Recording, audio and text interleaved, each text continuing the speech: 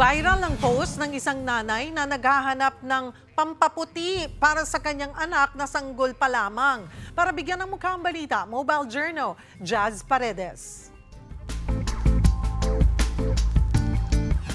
Sabi sa kanta, every color, every you is represented by me and you.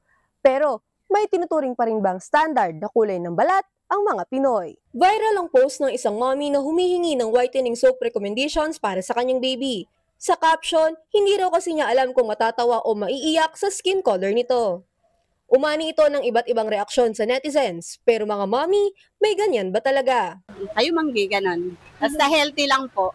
Sa akin, pwede rin maputi. Kasi pagka yung, siyempre, naging dalaga na yung mga babae, yung anak natin babae, mga nagiging conscious sa balat nila. Siyempre, maputi. Attractive din kasi yun. Kasi sa trabaho, yun.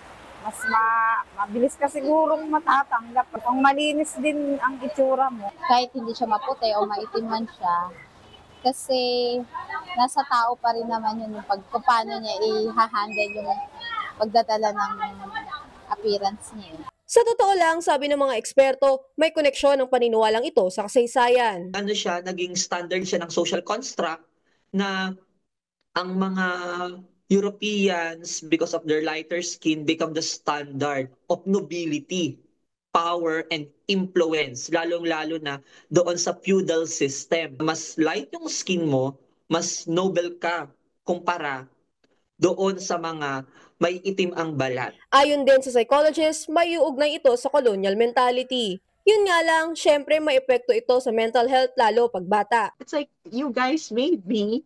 How can you not accept your own genes? So possibly the child would be overly concerned about his or her appearance and take great lengths in fitting into that expectation of his or her parents. Paglilinaw naman ang nag-post ng viral video, unconditional ang pagmamahal niya sa anak at ang post na yan, deleted na. Mobile Journal, Jazz Paredes po, hatid ang mukha ng balita.